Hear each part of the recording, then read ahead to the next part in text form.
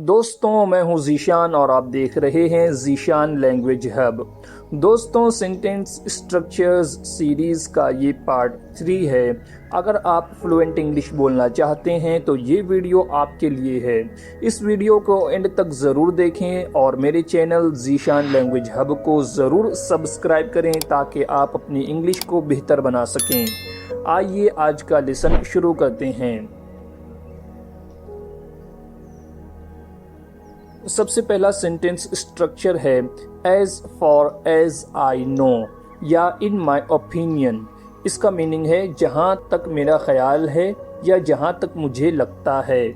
इसकी एग्जाम्पल्स हैं as far as I know he was not Ahmed. जहाँ तक मेरा ख्याल है कि वो अहमद नहीं था। अगला सेंटेंस है इन माई ओपिनियन यानी मुझे लगता है you should be away from her. तुम्हें उससे दूर रहना चाहिए। अगला सेंटेंस स्ट्रक्चर है it turns out that. It turns out that का मतलब होता है बिल आखिर या नतीजा निकला के या पता चला के। इस फ्रेज का यूज़ हम किसी बात के नतीजे को कंक्लूजन को बताने के लिए यूज़ करते हैं। आइए इसे एग्जाम्पल्स के ज़रिए समझने की कोशिश करते हैं। We thought that speaking English was so difficult. यानी हमें लगा कि स्पीकिंग इंग्लिश यानी इंग्लिश बोलना बहुत मुश्किल है। But after learning these sentence structures it turns out that it is easy. लेकिन ये सेंटेंस स्ट्रक्चर्स को सीखने के बाद पता चला कि ये आसान है। It turns out that it is easy का मतलब है पता चला कि ये आसान है। अगली एग्जाम्पल है it turns out that you agreed with him. Bill आखिर आप उससे मुत्तफिक हो गए, या इसका मीनिंग यह है कि आखिरकार आप उससे मुत्तफिक हो गए। अगला सेंटेंस स्ट्रक्चर है I can't help but. I can't help but का मतलब होता है मैं खुद को रोक नहीं सकता। और अगर आप इस तरीके से कहें आई कुडंट हेल्प बट तो इसका मीनिंग होगा मैं खुद को रोक नहीं पाया।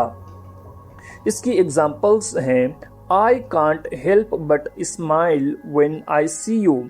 यानी जब मैं तुम्हें देखता हूँ तो खुद को हंसने से रोक नहीं सकता या खुद को मुस्कुराने से रोक नहीं सकता। इसका इस तरीके से हम ट्रांसलेशन करेंगे I can't help but smile यानी मैं खुद को मुस्कुराने से रोक नहीं सकता। व्हेन आई सी यू जब मैं तुम्हें देखता हूँ। इसकी दूसरी एग्जाम्पल है after listening to his jokes you couldn't help but laugh. यानी उसके जोक्स सुनने के बाद तुम खुद को हंसी से रोक नहीं सके। अगला सेंटेंस स्ट्रक्चर है no matter how. No matter how का मतलब होता है चाहे कितना ही या कितना भी। इसकी एग्जाम्पल्स हैं no matter how ill I am यानी चाहे मैं जितना बीमार हूँ या मैं कितना ही बीमार हो जाऊं। I have to do everything मुझे सब कुछ करना पड़ता है। अगली एग्जाम्पल है no matter how hard you try.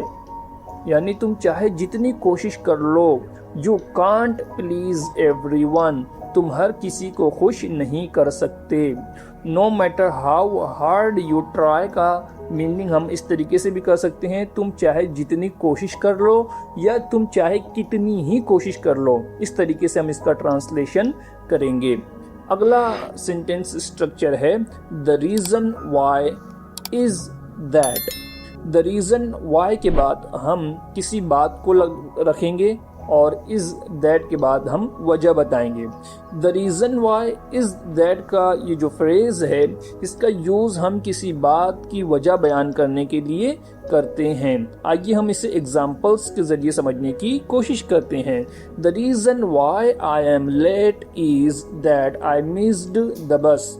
यानी मेरे ताख़ीर से आने की वजह ये है कि मैंने बस को मिस कर दिया या मुझसे बस मिस हो गई, बस छूट गई। The reason why I am late का मीनिंग है मेरे ताख़ीर से या मेरे लेट होने की वजह ये है। क्या है उसको हम इज़ के बाद बयान करेंगे। जो वजह है उसको हम किसके बाद बयान करेंगे? इज़ के बाद। तो वजह क्या है?